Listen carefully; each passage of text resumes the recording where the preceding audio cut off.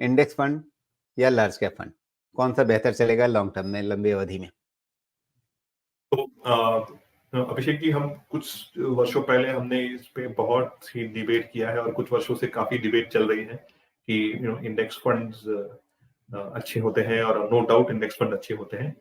लेकिन अच्छा, यहाँ पे अगर हम बात करें, एक क्लैरिटी पहले कि जब हम इंडेक्स फंड कहते हैं तो आमतौर पे बोलचाल में इंडेक्स का मतलब लोग सेंसेक्स निफ्टी समझते हैं।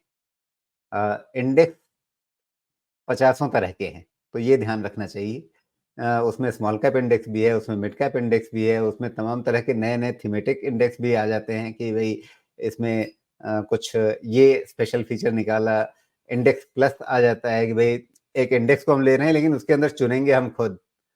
बहुत तरह के वेरिएशंस आ जाते हैं। तो इंडेक्स फंड अपने आप में कोई एक तरह की चीज नहीं है कि भाई इंडेक्स फंड बोला तो बस यही समझ में आया। अगर आप सेंसेक्स फंड की बात कर रहे हैं, निफ्टी फंड की बात कर रहे हैं, तो वो मोटे तौर पे लार्ज कैप फंड को रिजेंबल करेंगे।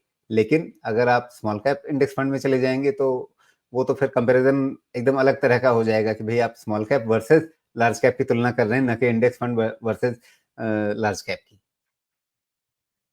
तो बिल्कुल सही राजीव जी। तो index fund versus large cap उन्होंने पूछा, तो मुझे मैं वहीं पे आ रहा था कि आप इंडेक्स का मतलब आप निफ्टी 50 या फिर बीएसई सेंसेक्स इंडेक्स, या फिर मैक्सिमम आप जाएंगे तो निफ्टी नेक्स्ट 50, ठीक है, अगर हम उसकी तुलना जी करें हाँ, तो अगर बिल्कुल लार्ज कैप। अभिषेक जी वहीं पर हैं, Nifty Sensex index versus large cap mutual fund, perfect, इसी पर यही समझना चाह रहे हैं। परफेक्ट। तो अभिषेक जी, जैसे हम बात कर रहे थे, कुछ वर्षों से ये चल रहा था, आज भी ये डिबेट चलता रहेगा। हम रेगुलर बेसिस पे एनालाइज करते रहते हैं। तो वो एक फेज था जहां पे इंडेक्स ने एक्टिवली फंड जो मैनेज जो होते हैं उनको काफी अच्छे नंबर से बीट किया था। अब वो जो डिफरेंस है वो धीरे धीरे करके कम हो रहा है, और बहुत सारे ऐसे लार्ज कैप फंड जो है उन्होंने इंडेक्स को आउट परफॉर्म करना शुरू किया है।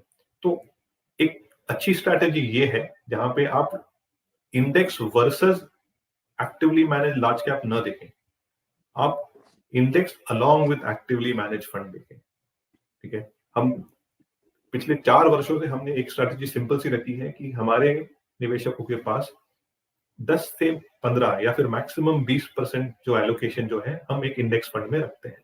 और अगर हम बात करें इंडेक्स ही, हमारे लिए इंडेक्स बहुत सिंपल है, वो है निफ्टी 50 इंडेक्स या फिर अपना बीएसई सेंसेक्स इंडेक्स।